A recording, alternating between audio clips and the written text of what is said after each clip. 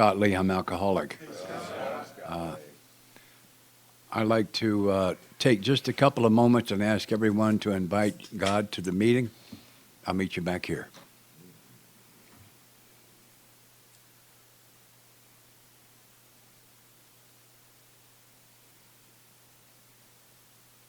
Amen.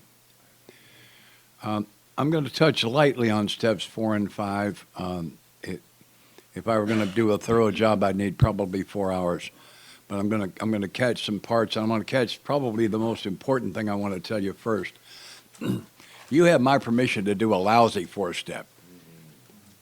If you haven't done a 4-step yet, the only mistake you can make is to not do one. I think there are a lot of ways to do it. I think the best ones are out of this big book. It's one of our best kept secrets. The directions to doing step 4 are in the book. Yeah. But do a poor one, truly. Because if you have to do it perfectly, you can't pick up the pen. So get in there and do a nasty one, just an awful one. Because if you're serious about this thing, and I think you probably are because you're here, if you're new, within less than a year, you'll have your first newcomer to work with. And when you take him at a step 4, you'll go with him. I've lost count. I think I've done 28 of these things in 40 years, something like that. So we're going to have time to pick it up. So do a lousy one. We are not saving a special alcove in Akron at the AA Hall of Fame for your 4-step. In addition to which, we do not give a trophy every year for the best 4-step. This is the trophy you are not going to get. Now, you can have your picture made with it later, and I'm serious as I can be. A lot of people want their picture made with a 4-step trophy. I'll be happy to do that with you. But there's no room for your name on that. Yeah. So the book is not specific about when to do a 4-step. Assuming we come up off of our knees now, I'm with a newcomer done the 3rd-step prayer, I ask him to begin to reading. Tell him that we're not sure when to start. He begins reading to bottom of 63. He says, next. I say, whoa, that's a time reference. So next. And then turning the page, it says our decision, that's that 3rd-step decision, was vital. The word vital comes from the Latin word vita, which means life. So vital is either life-giving or necessary to life. Vital and crucial step have little permanent effects unless at once. So the 4th step can either be done next or at once or anywhere in between. I give them all the way the book lays out. I give it all. I hate to, but I will. Yeah. To face and be rid of ourselves, which the things have been blocking us. There are a number of thoughts or schools, I might call them in AA, about how to approach a 4-step. There's a school that says you do step 4 once and then stay sober on the last 3. And if that's working for them, I'm cheering loudly. That's not my take. It says a business takes no regular inventory, usually goes broke. The businesses I've dealt with do a computer inventory every night. That's step 11. But once a year, sometimes more often, at least once a year, they do a full tear-down inventory. So for me, that's the reference. I did my 8th 4-step when I was sober 10 years, and I discovered resentments over 25 years old I had not been able to see up until then. So I think it's necessary to come back through the work to just make sure I keep it buffed up. And then we have the first indictment of resentment here. It's the number 1 offender, and they threaten my life with it. And then we get the first direction here. I count 26 directions on how to do a 4-step.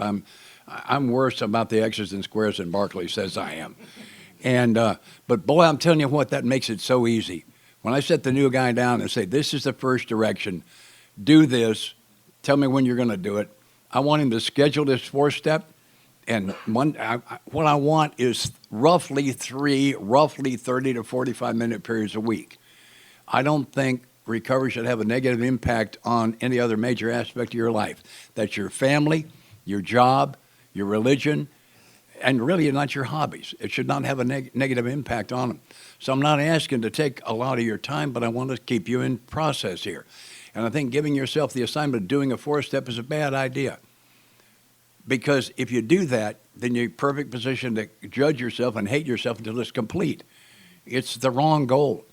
Agree with your sponsor each Sunday how much time and how many times you should work on it next week.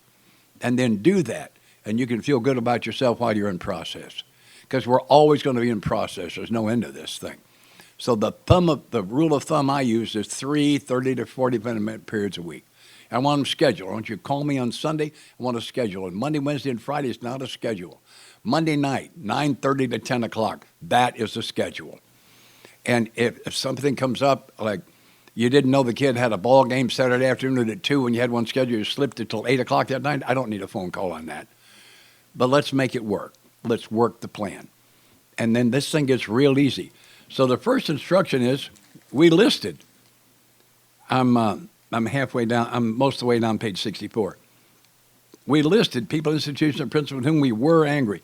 A list is a series of words and phrases that run down a page. People, institutions, or principles. And a couple of pages, I usually at this point I say, now you're probably wondering what color ink you should use or what color paper. Were you wondering that? About half of them will say, yeah. They weren't. I say the book's not specific about that. On page 67, it says we set them before us in black and white. That's not specific. It doesn't say black ink and white paper. It could easily be black paper and white ink.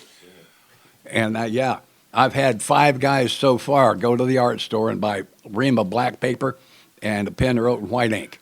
But if I sponsor you, when we get to step 4, you will do it on white paper with black ink or black paper with white ink. And I think that's ridiculous, and I require it.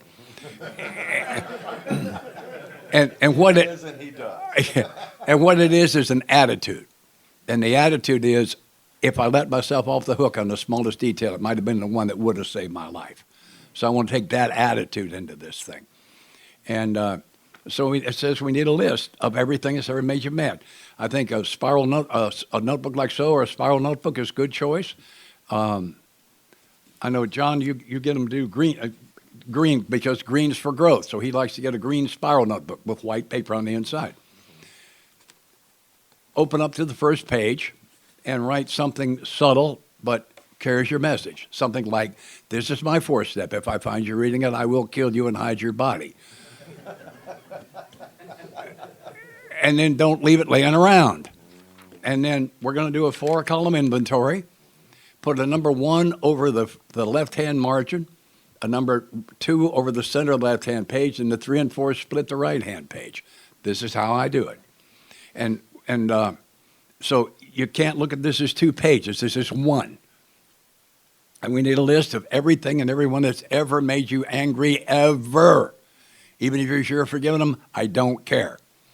And write one name, skip one line. Write another name, skip another line. When you get to the bottom of the page, turn the page. Do not write them on the right-hand page. I write 1, 2, 3, 4, and keep them coming. And just puke them, just as fast as you can think of them. When they slow down on you, when you can sit for 30 seconds and not think of one, it says at the bottom of 60 we went back through our lives. So that indicates a reverse chronology. We begin with today. All right, I'm living here with her. This is where I work. This is my home group. This is the guys I play tennis with, whatever. All right, who's made me angry? But 2 years ago, I was living with, what was her name? And go back through your life searching. When you get to your earliest memories, we're through with column 1. Is it complete? Absolutely not. It's complete enough. You're not getting the trophy. It's complete enough. And I don't give them the second direction until we finish the first. It's that simple. Now, for those who cheated and look ahead and know that column 2 is going to be what they did, and you're planning to save 12 pages for your father, the answer to your question is write one name, skip one line, and don't list anybody more than once. Because what you're wanting to do is continue to feed this resentment. That's not what we're here for. We're here to dig it out. The word resent comes from the Latin. Re prefix means again, like reread, something you do another time. And sentire means to feel. So I re-sentire, I re-feel old anger. And this is about digging that out. That's what we're here to do. Because that stuff's killing you. Write a name, skip a line. The second column, we take a look here. Mr. Brown says the cause. I'm sorry Trainwreck's not here. He's got a shirt that says Mr. Brown needs his ass kicked. His attention to my wife told my wife, my mistress, bound me to get my job at the office. Have him start with office account backwards. How many words? It's 19 words. You got to have him do it backwards. I won't get 19. Well, let's take a look at what Mr. Brown's doing. He's messing with his wife, told his wife about his girlfriend. Oh, thank you so much. And he's trying to get him fired. He got 19 words. If you got somebody who's done more than that, call me, and we'll talk about whether or not you can write the 20th word. I'll tell you, I've never given it up. I've never been called. You wouldn't call me, would you? Well, they don't either. No. So if you followed the direction and written the name, when we get to column 2, you have the line from the name across to the page break and the line underneath it on which you can write 19 or fewer words. It's a summary. It's left me for another guy, screwed me in a business deal, left me for another guy, high school football coach, didn't play me as much as I deserved, left me for another guy. There'll be patterns. I mean, it doesn't start with, it was a dark, rainy It was a rainy Wednesday afternoon. No, we ain't starting there. Thank you, John. That ain't it. No. I had a lady from my home group years ago came in one Monday, and she was just wild. I said, what happened? She had another fight with my boss on Friday afternoon, and I've been fourth-stepping about him all weekend. No, she hadn't. She'd been hating him on paper. It's very different from a four-step. Very different. Column 3 is 5-part multiple choice. Was it my self-esteem, security, ambitions, personal, sexual relations been interfered with? Some will get one, so it's going to be column 3. Some will get 1 or 2. Some will get all 5. Some you may not be able to figure out. Skip it. Talk to your sponsor. He'll help you see why it was self-esteem. On my first 26 of these, self-esteem got the most ink. On the last 2, it's been security. Just an interesting observation. Doesn't matter. Now, you would assume, as I did when I was new, that what on a 4-column inventory, what follows column 3 would be column 4. Incorrect. Step 4 is a series of lists, observations, or considerations. I use those words interchangeably, and prayers.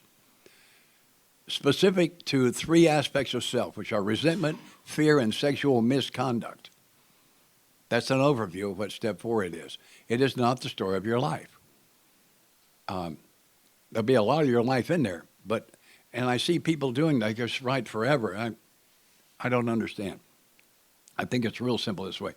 But for me, the magic in this step is not the writing. There's writing involved. The magic that changed my life in step 4 was not the writing. It was the observations and prayers that changed my life. And that's what I lean on. When I hear somebody, well, I wrote a 4-step. I think if all you did was write a 4-step, you missed it. You missed it completely. The parts that would have changed your life, you missed them. So don't get too wrapped around the axle on the writing. Bottom of page 65. We went back to our lives, nothing counted but thoroughness and honesty. When he finished column 2, I gave him direction for 3. When he finished 3, I asked him, were you thorough? Were you honest? Now it says, when we were finished, we considered it carefully. They're going to tell us how to consider it. The first thing apparent was this world and people were often quite wrong. We're not going to spend any more time on that. You've been sitting on bar stools with some of the other great philosophers of our era covering that topic thoroughly for the last 2 decades. So we got that one knocked, okay? We're going to skip to the next paragraph. And I'm going to turn these next couple of paragraphs into questions. Plain and life includes deep resentment leads only to futility and unhappiness. Have you ever known anybody who is happy, joyous, free, and full of deep resentment? I don't think I've ever seen that combination. Precise extent we permit these, we squander the hours that might have been worthwhile. Did you ever lay awake at night and hate them when you could have been sleeping? Did you just sit in class and plan their demise when you could have been learning something? Did you squander hours that might have been worthwhile? Is this true for you? But with the alcoholic, whose hope? Now I'm going to tell you what my hope is. Maintenance and growth of spiritual experience. Maintenance means 2 things. It means to maintain in the sense of not losing something I've already got. It also means I must maintenance my spiritual experience in the same sense I maintenance my vehicle. I rotate the tires. I got the right pressure. I'm change the oil on time. I maintenance my spiritual experience. Daily prayer and meditation, reading spiritual literature, attending meetings, sponsoring, being sponsored, letting people in traffic, trying to spread love and joy, closing my days with prayer and meditation. I do the daily maintenance on my spiritual condition. It says maintenance and growth. Growth means that my 24 program might not be good enough for 25. I must remain in a growth mode. There's a business of resentment that's infinitely grave. Infinitely grave! We just threatened your life. We're going to do it 7 times on this page with the very same weapon. It says we found that it is fatal. When I'm not being recorded, I give the name. But I was sober about 6 years, and I found the guy that took me through this. I hadn't seen him in a couple of years. And I said, I'm scared. He said, what are you afraid of? I said, do you remember? I named a guy. And he said, if anybody you sponsor commits suicide, you'll remember them. I said, I can't find the difference. He and I were members of the same home group where I saw him several times every week. We had the same sponsor, you.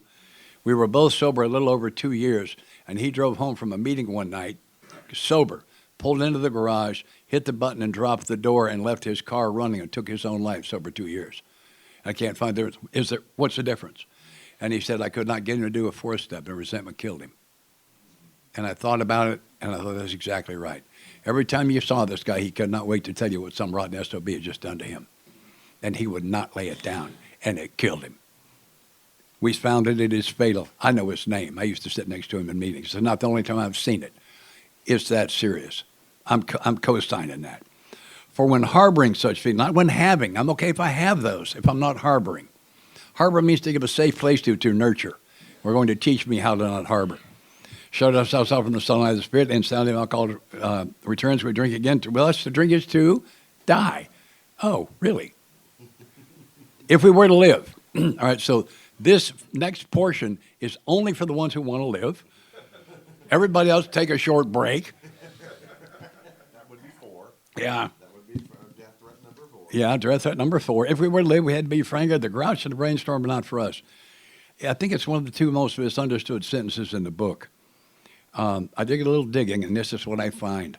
In the 1940s, an ad executive on Madison Avenue wrote a book.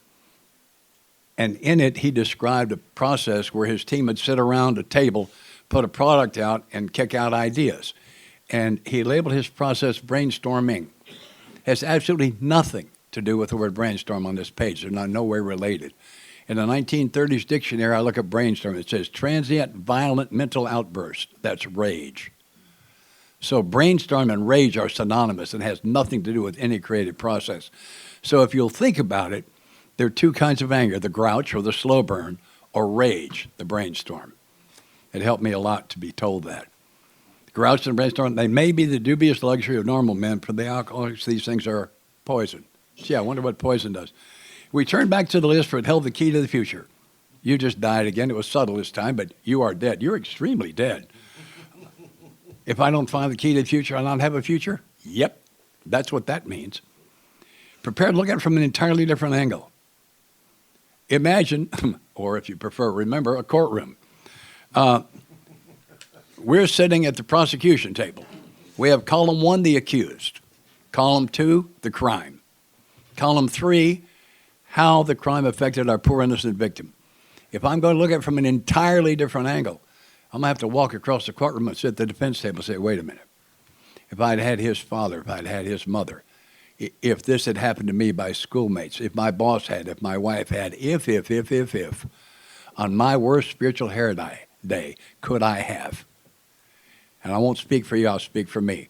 For me, there is no bottom. There is no lower limit to what I am capable of. There is no bottom. This is the beginning of the forgiveness process, which is the single most important thing I've done in my entire life, period, end of discussion. And this is what we're into right now. That's why I'm so excited about this. That's why they let me do it, because they knew I couldn't sit still with them doing it. So I see that I'm capable of what he did. Began to see the world as people really dominated us. And that state, the wrongdoers of others, fancied or real? Fancied? Does that mean some of this just happened in my head? Yes, that's precisely what that means. Power to actually kill. Guess who died? How could we escape? We saw that your commitments must be mastered. Do you? We just killed you with them 7 times on this page. Do you see that they must be mastered? But how? We could not wish them away any more than alcohol. I think Bill knew something really magical, and I find it in that sentence. In the English language, there are 2 kinds of verbs. There's transitive and passive. Transitive is something I do. I can move this coffee cup. Passive happens to me. It's raining. I walk outside. I get wet. Look up the verb to forgive in your dictionary and say it's transitive, something you can do. That's not my experience. It's something I had to open up to receive. You ever hear anybody say, I forgive, I'll never forget? That's not forgive. Forgiveness is a state of spirit, and I cannot change my spirit. I simply do not have the power. So this is the beginning of it. Is the acknowledgement that I can't forgive them, and yet I must. We close a lot of meetings with a prayer. And then that prayer says, forgive us our trespasses as we forgive. I think what that says is, God, if I don't forgive them, don't you forgive me. I'm 81 years old. I ain't going to be stuck on this planet a lot longer. And on the day I leave it, I cannot afford the price of having my soul stand naked before my Creator, hating one of his other children. I can't pay that price. So the question is, how? This is our course. We realize that people wronged us, perhaps they're spiritually sick. This came from Don Major. If you don't know that name, do yourself a big favor. He did it this way. Look at my hands, please. We realized. I can know it up here head down. So when I realize it, it becomes real, it becomes heart knowledge. That the people wronged us, perhaps spiritually sick. I'm not going to call on anybody. Do not blurt anything out. Bring to your mind the two worst things you ever did. Weren't you spiritually sick when you did that? Had you been walking in the sunlight of the Spirit with this loving, laughing God, could you have done that? Would you have thought of it? Probably not. Yeah. And that these people who wronged me were spiritually sick. Let me tell you something else, too. Those two things you just thought of are not who you are. They are not. Because if they are who you are, you wouldn't think of them as bad. So obviously, that's not who you are. What I was told is they would teach me here how to, because that's who you're not. They would teach me how to quit doing who I'm not, how to repair the damage for having done who I'm not, and who I really would emerge from the ashes like the phoenix. That ain't poetry. That's what we do here every day. That's it, every day. And I don't have the power to make a mistake so ugly that God can't turn it into wonderful. That's who I am. That's who he is. It is that, and I don't care what it is. I don't care what it is. I don't have the power. I see some people that are really touched right now. I'm going to tell you right now, whatever that is that's eating your lunch, I'm going to tell you when I did that a little bit later on and how I got free, because that's why I'm here. I'm here to tell you how I got free and to enjoy these magnificent men who've been in my life for so long, and all of you. So top of 67, though we did not like their symptoms and the way they served us, they like ourselves. So the symptom is the symptom of their spiritual sickness. That's column 2. The way they disturbed me is column 3. And then the great truth, they like ourselves are sick too. We ask God. That sounds very much like a prayer to me. We ask God to help us show them the same tolerance, pain, and patience and we cheerfully grant a sick friend. Most of my mentors got sober on the 2nd edition. And the story of freedom from bondage was not in that. And it troubled me for a long time because of what I'm about to do. And then I made peace with it on page 164, where it said, God will constantly disclose more to you and to us. And believe that happened. On page 551, a lady named Wynne Laws had an experience. And I believe more was disclosed to her. My favorite misquote from the big book is, more will be revealed. Can somebody tell me what page that's on? That's right. She says, one morning, however, I realized I had to get rid of it. The innocent is resentment against her mother. For my reprieve, that's a stay of execution or a delay of punishment, was running out. I didn't want to get rid of it. And if I didn't get rid of it, I was going to get drunk. I didn't want to get drunk anymore. In my prayers that morning, I asked God to point out to me some way to be free of this resentment.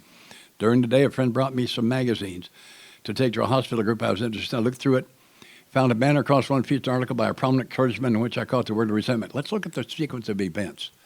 1, she sees something about herself that needs some work. 2, she prays about it. 3, she gets busy trying to help somebody else. 4, her answer falls out of the sky on her. It's a predictable sequence of events. It's an astonishing thing. He said, in effect, if you have resentment you want to be free of. Now, we just killed you with it 7 times. If you'll pray for the person or thing you resent, you'll be free. Ask him prayer for anything you want for yourself, give them to them, you'll be free. For their help, their prosperity, their happiness, you'll be free. Even when you don't really want for them, your prayers are only words and you don't mean it, do it anyway. It's going on to say that's going to work in 2 weeks. If you got 168 resentments, which was my first list, you ain't going to work in 2 weeks.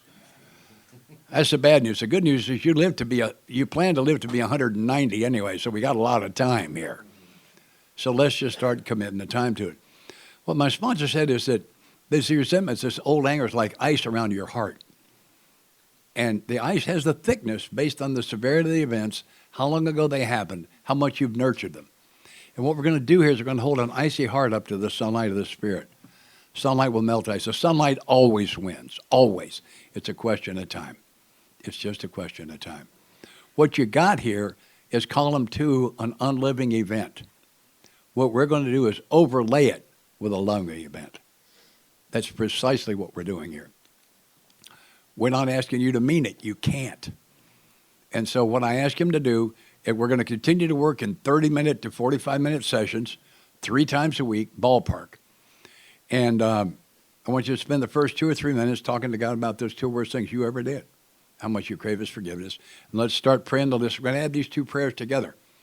Because this prayer back on 552, I'm praying for the other person. The one on 67, I'm praying for me. Now we're going to pray for both people involved in this thing. So it will be something. First name on the list, George. God, please help me grant George the same tolerance, pity, and patience I would cheerfully grant a sick friend. I also pray that he's healthy as a horse, that he doesn't go bald, that he wins the Tennessee lottery, that he gets promoted at work, that he gets a new mansion, a new boat, big boat. Amen. Amen. Yeah. That his kids go to school on scholarship and don't give him any trouble, that his wife is a fabulous lover and chases him around the house all the time, that his lawn grows lush and green but grows so slow he only has to mow it once a year. Be creative. Be creative. And then you ask yourself a simple question, I mean that, yes or no? Not do I know I mean it, no, I'm supposed to mean it, Scott wants me to mean it, I'm trying to mean it. Do you mean it? Does something inside you say, go get him, George? Yes or no? If the answer is no, go to the next name. Don't stay there. The answer is yes, put a check mark and go to the next name. Get to the end, start over with the ones that aren't checked. If I work with you, we're going to do it till they're all checked, and I don't care how long it takes. A number of years ago, I worked with a guy that had 1,200 of these. And he prayed his list 2.5 times before he checked the first one. I kept saying, I just don't care. You just keep it coming. This is the most important. More important than life or death. Just keep doing it. And halfway through the 3rd time, he started checking them off. I ran into him 2 summers. I hadn't seen him in a while. They're all checked. They were while I was sponsoring. He checked them all. If you think this might not work for you, I worked with a man and watched him receive the gift of forgiving the man that killed his son. You got something worse than that? We'll talk about how it might not work. But you got to trump that to get my attention. I can't hear you. I've seen too much.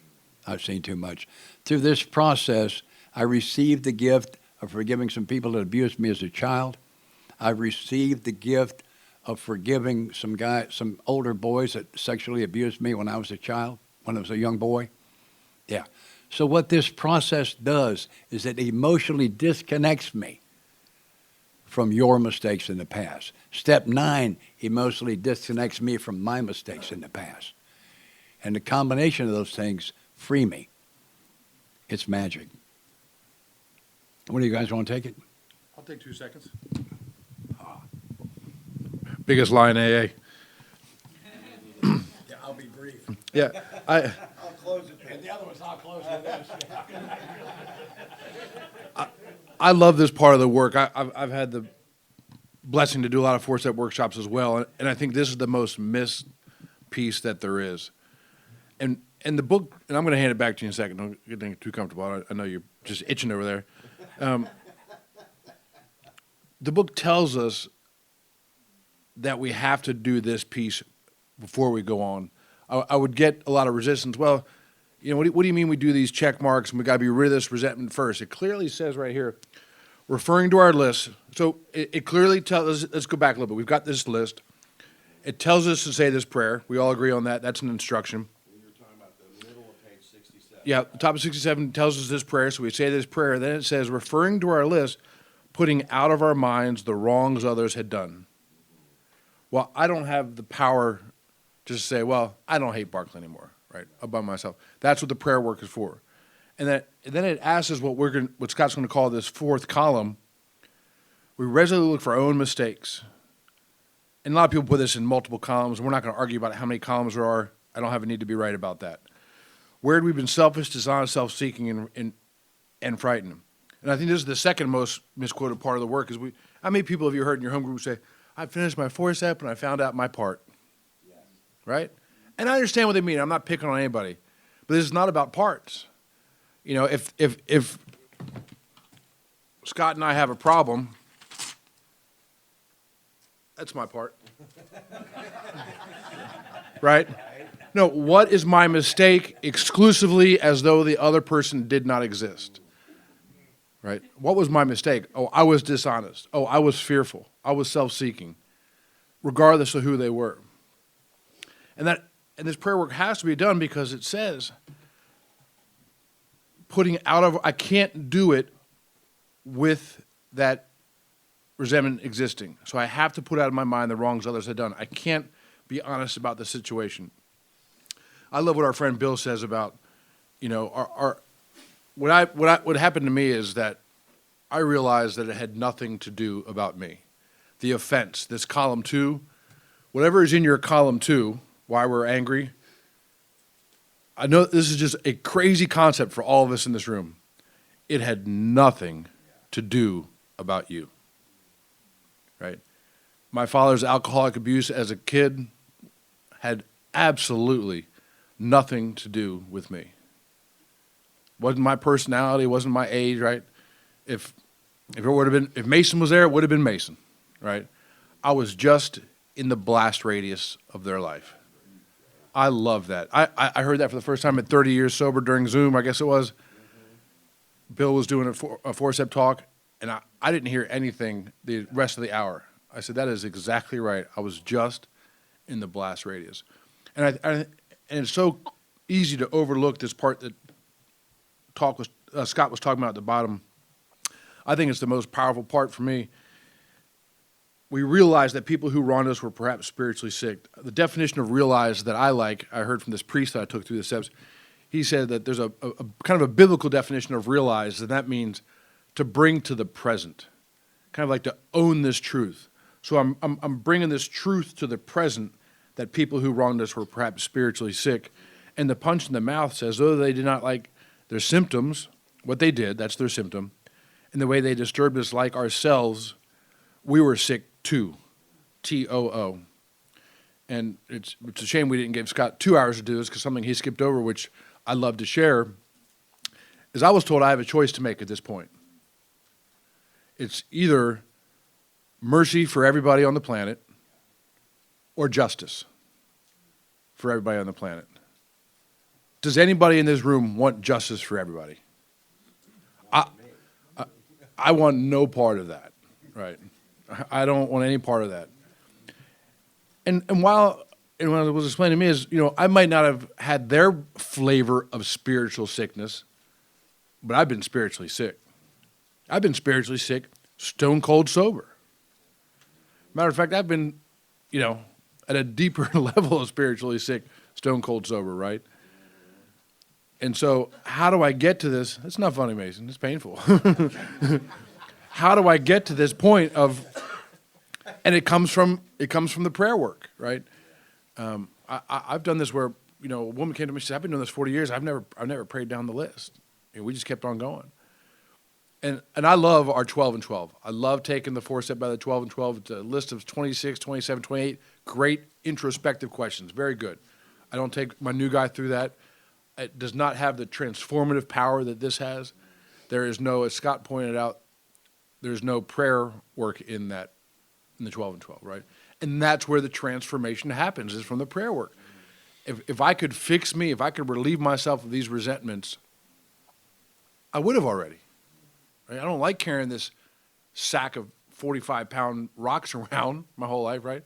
If I could do that by myself, I would have already, you know? And so just the observation of this 3 columns is great, right? But making a list, you know, making a grocery list doesn't fix the hunger in my belly. You know, so for me, I cannot emphasize this prayer work enough in saying both these prayers for every single person before I go on to what we're going to call the 4th column. Hey guys, I kind of want to just talk about a couple of resentments that I had. And I mean, truly, when I'm talking to my guys about this, because Scott taught me just like he taught John, and this is exactly the process that I use when I'm doing a 4-step. I had another sponsor before Scott, and we didn't do it. And it was very helpful. It really, really was. But the spiritual cleansing, I'm going to call it that, the spiritual cleansing just, it didn't happen until I went through this prayer work. So when I'm taking a guy through this, I normally pick out a couple of resentments that I went through the prayer work, and these were my mistakes in it, right? They weren't my part in it, they were my mistakes. First one is, like I said last night, I'm from Mount Juliet, and I'm a product of the Wilson County school system. And the Wilson County school system is actually pretty good these days, right? It's pretty good. When I was going there, it was horrible. It was just horrible. And I got a terrible education, and it used to make me feel like I'm not as good as this guy because, oh, my God, your kid's going to Harvard? Oh, my God, I can't even be in the same room with you, right? And it was just this horrible, horrible thing. And if Wilson County had just given me a better education, I would be okay in front of you, right? The reality of the situation, my mistake was from the time I was in 9th grade until the time I was stoned all the time. All the time, right? You know, I mean, I could have been sitting in Harvard and I would not have learned anything. Because I remember throwing up and passing out in school, right?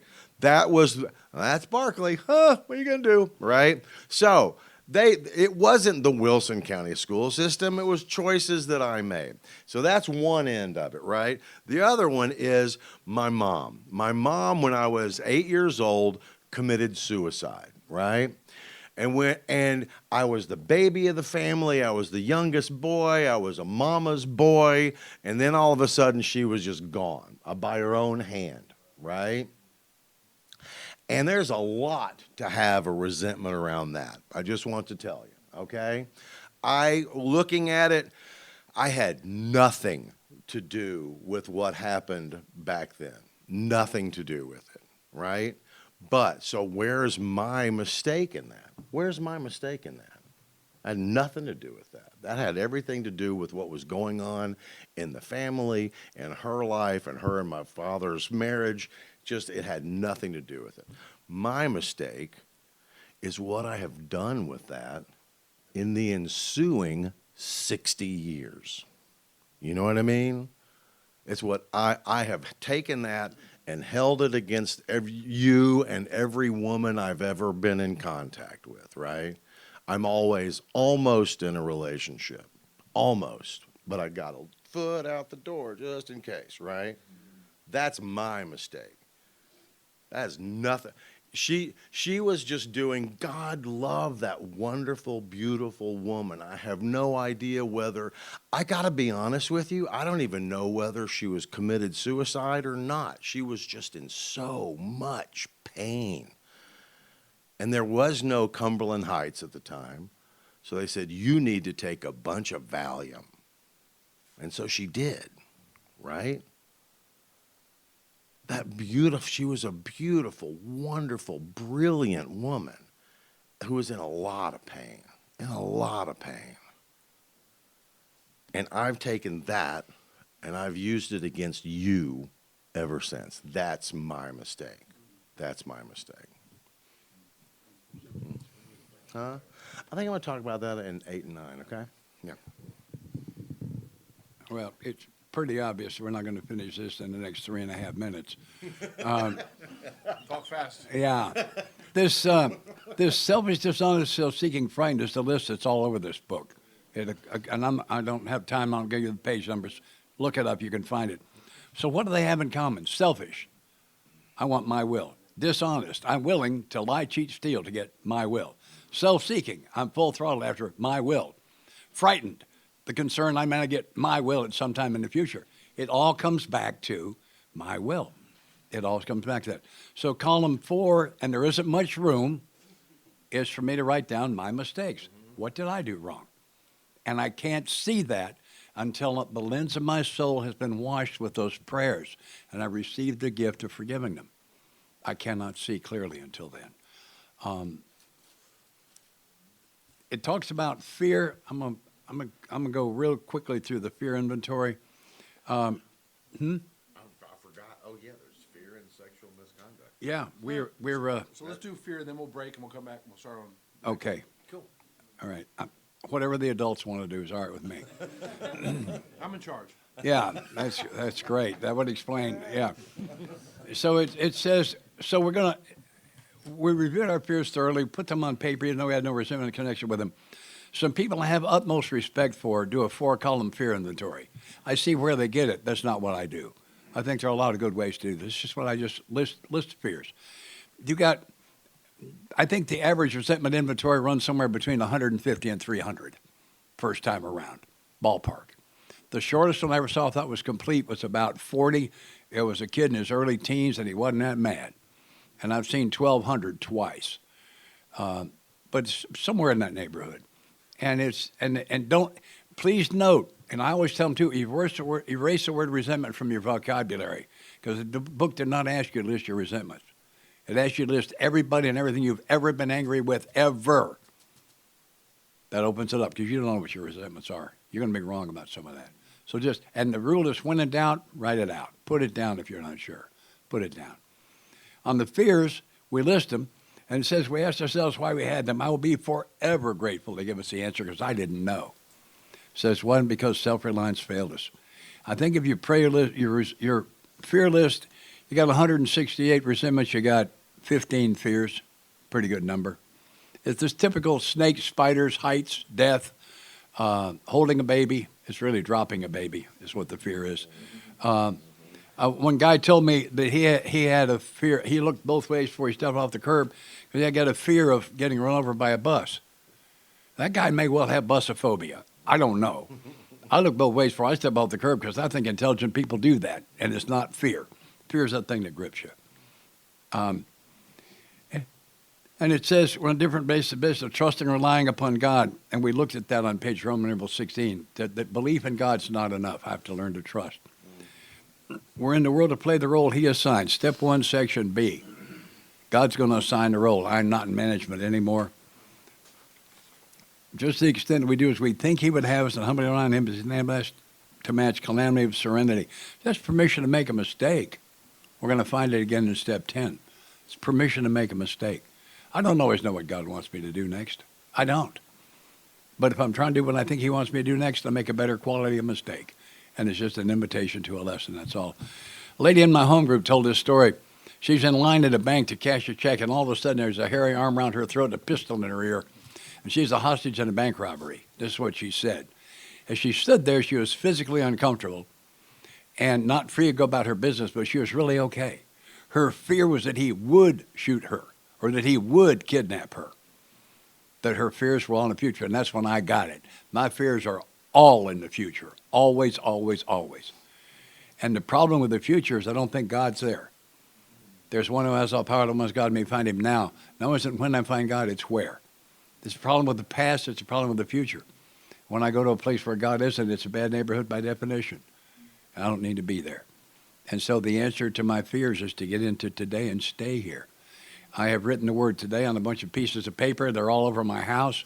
See my house, I got 5 or 6 of them around. I got 3 vocabularies, speaking, praying, and thinking. I use the word today frequently in all 3 of those. All 3 of them. All the good questions contain the word today, and all the good answers contain the word today. The question isn't, what am I going to do about my finances? Wrong question. What do I do about my finances today? What do I do about my relationship? What do you do about it today? Get the word today into those questions and stop seeking answers that don't contain the word today. It'll bring you a lot of peace. It sure has me. It tells us twice not to apologize for depending upon God.